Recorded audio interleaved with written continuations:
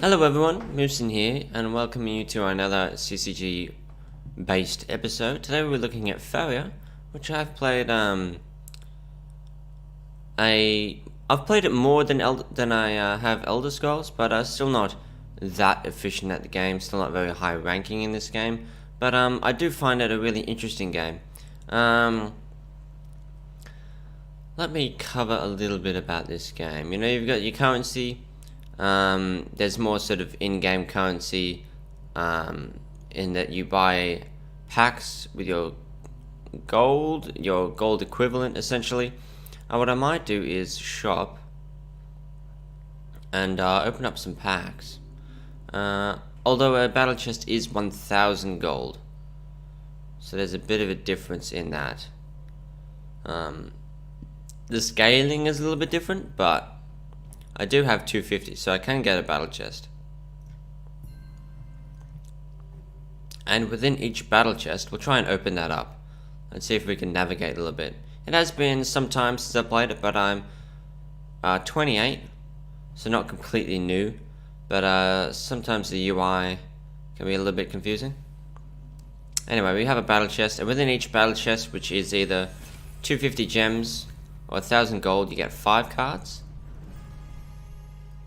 And these are some different faction cards. And what I might do before I go in is have a look at the different factions, essentially. So we have the factions are sort of split up between the lands you can create, I believe. We have the neutral, which is lands that any one deck can create. Actually, any player using any deck can create any type of land, but you only want to create the lands that benefits the cards that you have in your deck, if that makes sense. I'll get into more specifics when I actually start playing, but for now, all you need to know is there are 4 different types of lands and a neutral sort of plain land. There are forests. There is essentially water, mountains, and desert. Lakes, I think you say. So there's forest, lakes, mountains, and desert, as well as the plain lands. And I have some blue. I will probably be playing blue, which is the lake, sort of a lake deck. And crafting, I should have a quick look at crafting. Materials for crafting. That's how you craft. You can craft cards. Disenchant all in excess. It does have one of those buttons. And these crystals is how you craft cards. Basic ones seem to be 1 crystal. No, 5 crystals to create, 1 crystal to disenchant. And it scales up from there. I believe there's going to be like commons, rares, epics, legendaries. That seems to be how most CCGs operate. Anyway, we're going to get into a game, and then I can explain a little bit more about why I think it's really interesting. I think I just want to go battle, don't I? And I'll go blue. And we'll play ranked. It's been a while since I've played, but I know I have played before. So we'll see how we do. There's a ranked ladder, similar to Hearthstone. You start at rank 25 and work your way up. There's a casual ladder. And there is a practice versus AI. And we are searching. There we go. And you can, while this is actually queuing up, you can go and do other things. You don't need to stay on this screen. And that will let you know when a match has been found. There are daily quests that you can receive these crystals for and these golds with to help buy you packs. Play a private game against a friend, create or craft a mythic card of your choice, complete a Pandora one. Pandora is the sort of gauntlet arena equivalent in this game. It's similar to creating a deck on the fly, versing other people who have done the same, and trying to get as many wins as you can. And you've got a friends list in this game. This is how it sort of looks. You can add friends, they have a Discord, things like that. And then your settings. I'm not sure if I'll be able to do any quests to open up another pack, but you know. I'm wondering No, we get a match versus Yaria. Now we can get into some gameplay.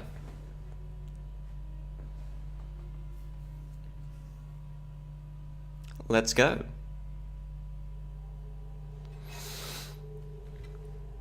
So here is the interesting field that you play on in Faeria.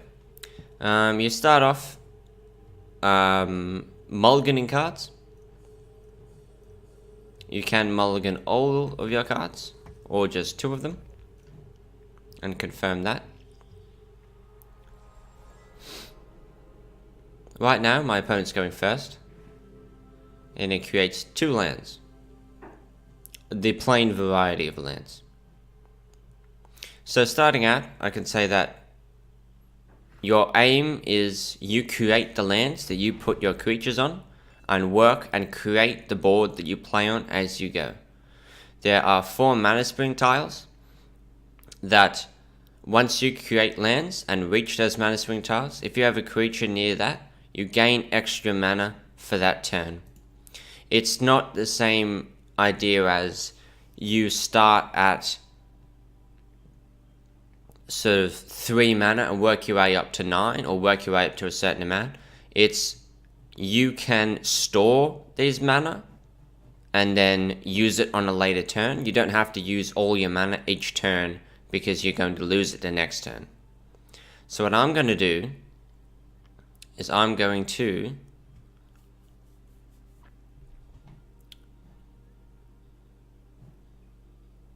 create a plain land. I'm going to create a lake and set up taking that mana crystal for next turn. Currently, my cards are 3 cost in terms of this, but I haven't created enough lakes to play this card, because underneath its cost you'll see the amount of lakes you need, or the amount of lakes required to actually play the card. And right now these are all 2 costs. So my opponent is using Wisdom. I plan on doing something similar. I plan on I have a Shifting Tide, which is nice. So now that I have access to this mana crystal, I'm going to start working my way out to this mana crystal. So I'm going to create a lake here, and I'm going to put down my Lore Thief, which I can either gain +2/+2 on the Lore Thief, or I can gain 2 cards. Since we're in the early game, I'm going to draw 2 cards, and just have him sitting there accessing this mana crystal for the rest of the game. And right now, that's all I really need to do. Although, I could profit of Tides and access this mana crystal right now, and I am tempted to do that, because it can move its own land 1 forward. And then you right click if you want to cancel it. It moves it twice, but if you move it once and don't want to move again, you just right click. And we'll end our turn. Now we have access to both these mana springs. We can start collecting up and go from there. This is a much slower paced game to most other CCGs. There are aggressive decks that can be run that are very sort of rush orientated, but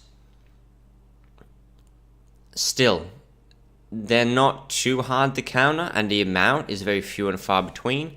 This is a much slower paced game where you are planning on going to that late game. So right now I'm fine with just taking very slow turns and setting up more than just going all the way in onto his side. He's setting up his lands, so you can't overwrite your opponent's lands. So, and you move your creatures onto these spaces to attack. There are some creatures who can attack at ranged, but in general, you want to move your creatures up to the general and attack them in these 3 spaces. That's the end game, basically. Knock your opponent down 20 life. So what I'm going to do is I'm going to get a Aura's Disciple going, because when I do that, I can create 2 of these lands. Right now, I have 2 lands. So here's another thing. Your creatures that require lands can only be summoned on lands. So right now, even though I have 2 lakes, I can't summon this one because both my lake tiles are blocked. So what I might do is, I'm gonna get a Or's Disciple going. Because anytime that so there are things called events, right? Whenever you play an event, this game +1/+1. Events are the equivalent of like spells or actions in other CCGs. It's essentially gaining passive points. That's fun. Passive buffs whenever I cast events, like the Shifting Tide. So he's going in. We can get a value trade here. Another thing that I could do is Safeguard to give this creature protection.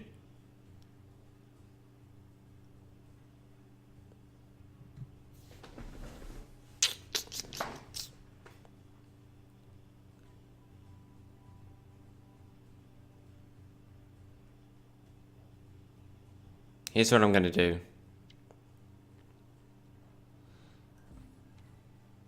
Safeguarding right now gives me a value trade. And that's what you want, you know what I'm saying? So, I'm going to go in. I'm okay if this 2-for-1s. If he wants to trade this Prairie Yak into this afterward, I'm fine with that. I'm going to Safeguard, which is essentially giving it a 1-turn force field. So I can trade into something for free. If he wants to move down and trade this, that's fine. I casted an event, so this got a debuff. And I'm going to summon my Snowstorm Lancer so that I still have something that's tapping into this mana.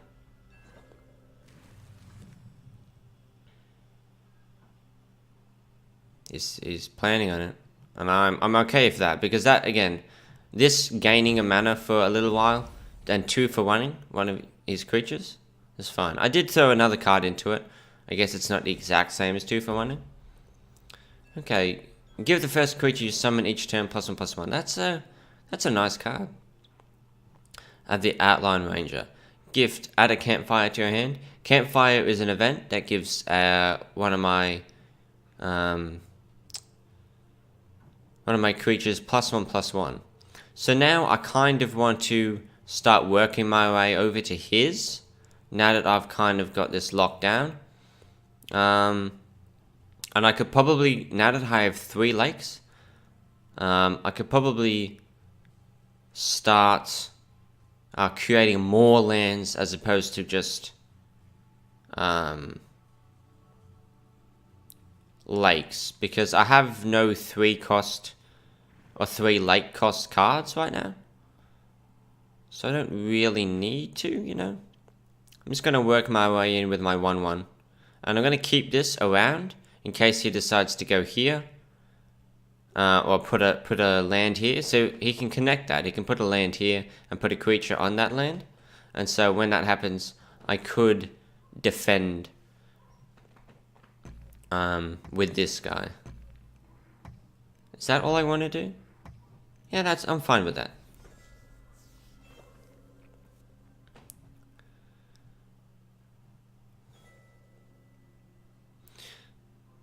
Oh, I forgot to mention. I'm going to explain a little bit more about this, because I didn't highlight that yet. There are lots of things to consider about this gameplay. It's really cool.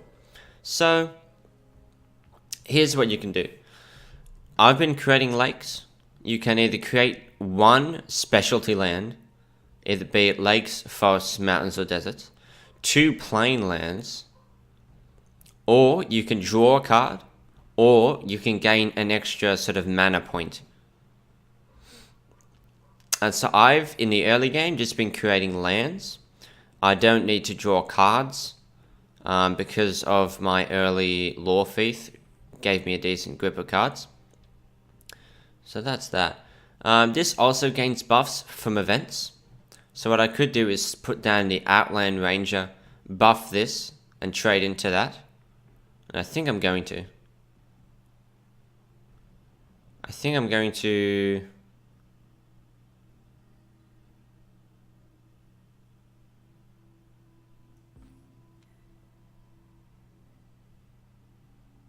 Put down this and this. And he's probably going to move forward and take that out, which I'm okay with.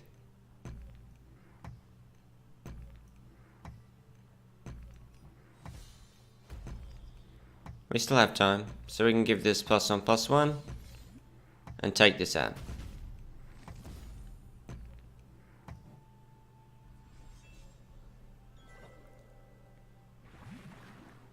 And he is trying to be aggressive and getting in. But I put this lake here. It means that he can't reach into here in any way. And, oh, he's saving. He didn't create a land there. I wonder why he didn't do that. He created a lake there because he wants to be a little bit aggressive. So when you create your plain lands, you can create specialty lands over those lands, or on empty spaces where there are no lands currently. So that's what you can do there. Now I'm wondering what I should do here. I wanted to keep this here. He's being very aggressive. He can summon things on either one of these spaces. What I might do is throw something down here and throw a land down here. So there's no way he can summon a creature directly onto a space that could attack me. He has to summon it here, and when he does, I can react to that. I'm going to move over here. And I do kind of want one more defensive creature because he's going to summon things on these. Ideally, I want to keep this here to keep gaining mana. So I might summon another Snowstorm Lancer. And call that a turn. Because this, and again, you can get buffs for my Campfire or my Shifting Tides and trade into things pretty well. I have this Outland Ranger that can also trade into things.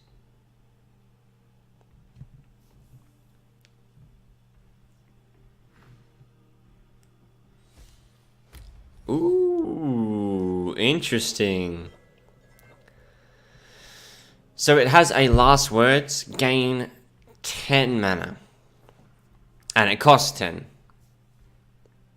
Which is interesting. So what I'm going to do is I'm going to actually Frogify that. And what that is going to transform it so it can't get off its effect. And I like it. I do like it. But first things first, we're going to create some lands. I'm going to create a lake here.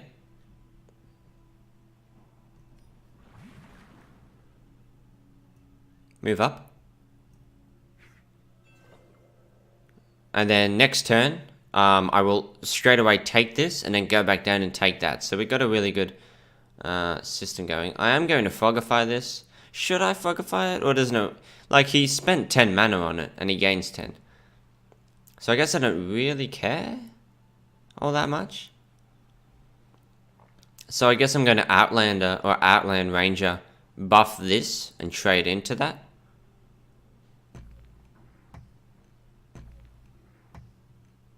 Yeah, I'm going to.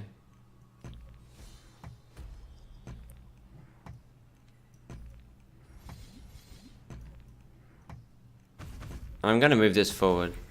Because if I can threaten that, that's kind of what I want.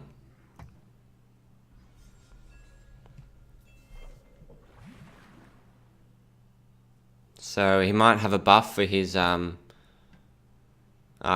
minion. No. And a Faeria. He's trying to protect this. But I can jump and knock it out anyway. That's what I can do. What's its buff? It gains +2/+0 from an event.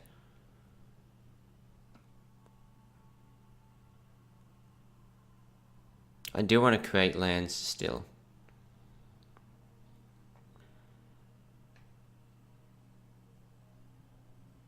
I do want this to jump over and hit that. So I'm going to create a lake.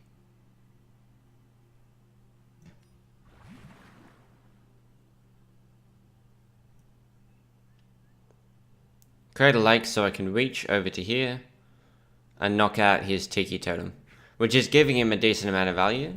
So now that that's gone, we're in good shape. I might Outland Ranger this anyway, so it has better trade potential with the things that might try and knock it down. And I can also Ancient Herald to put some pressure on him.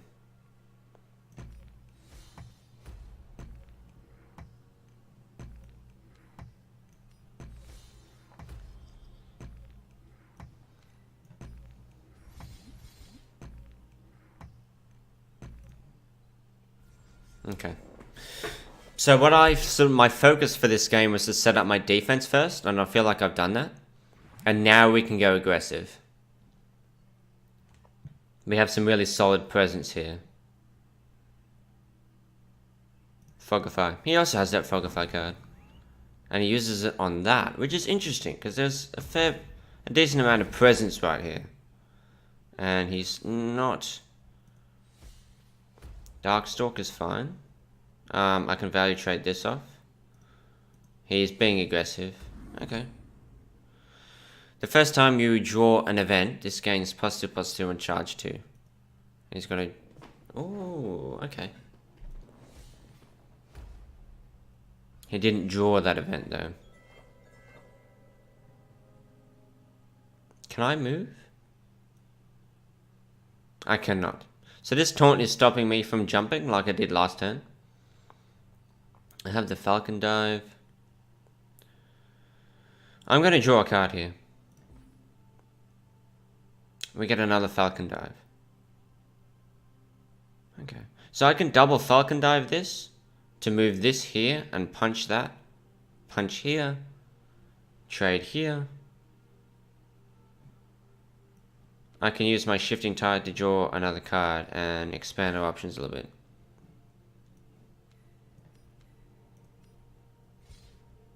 We get lots of Fogifiers, but that's not really what I'm after.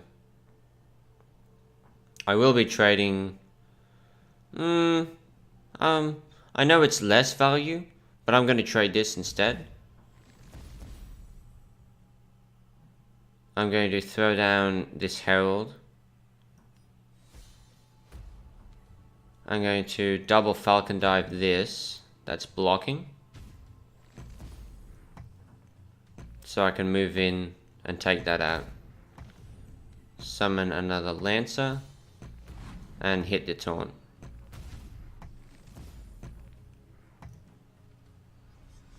So I still want to make sure I'm prioritizing protecting me. So I have this creature here, pretty solid Ancient Herald, to be able to contest things he places on his own lakes. And I still have a 3 strong aggressive force here. And he didn't have a lot to work with because he's kind of abandoned this mana spring, so he's slowly running out of mana. He had to skip a turn because he's not contesting as many mana tiles as I am, which is good for us. So what I can do is actually move over here, take the mana and take out his creature.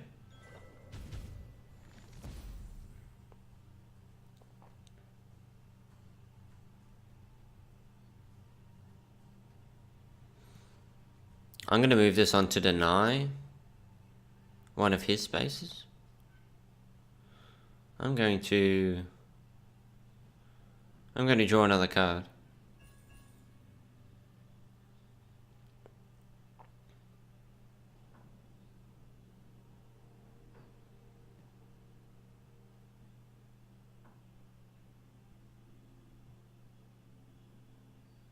Ah, yes, so the Ancient Herald itself meant that this Ancient Herald is now a 2 cost. I'm going to take the value trade here.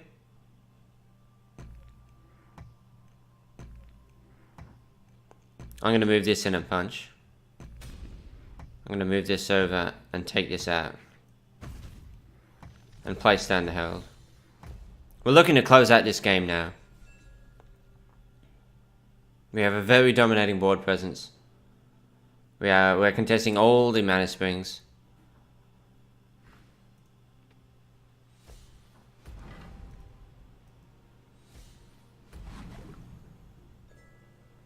Okay, so he put a guard to protect himself, which is fine.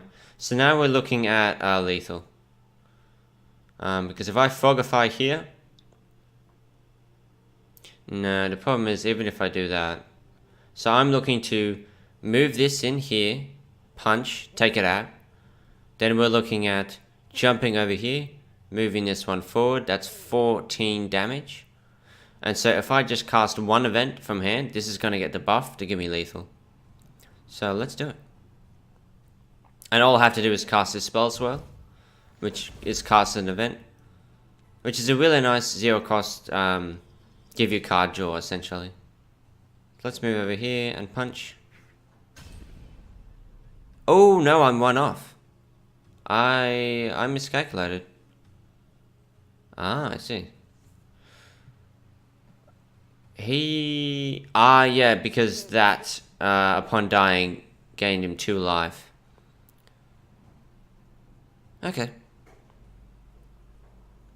Not the end of the world. Let's draw a card.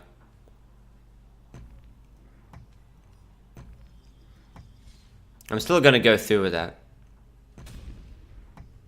So I could have won. In fact, I think I still do. Yes. Alright, we get saved by the Triton Banquets on the draw. But you could argue, yeah, I screwed up that turn. But we're still very much in control of that game. And we go to first win of the day, rank up. Okay. So you can tell, sort of by that, games tend to last a fair while. Unless you're hell-bent on running very aggressive decks that close out the game faster. That's... For my understanding of the game, that's sort of how normal games go. It's a very playing for the long game kind of thing. Trying to add value to your opponent. Trying to position correctly. Get some value trades. Be able to position so you can dictate trades. And have the right cards in the end. Get some value. It's either like you have those big late game creatures. Or you have creatures that can slowly gain value throughout the game. I know many a game I've won with the Aur's Disciple, just really buffing that up with the events. It's pretty strong. So yeah, that's Faeria. It's a game I actually really enjoy. I really love this game, just because it's so unique.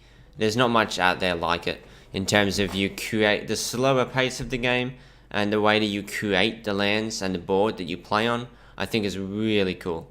It's really cool. So again, next week we'll have a different CCG, but for now, this is the end of the video. I hope you enjoyed. If you did, leave a like, comment down below, and subscribe for more CCG games. I'll have a link to the playlist I'm making down in the description, and I will see you next time. Bye bye.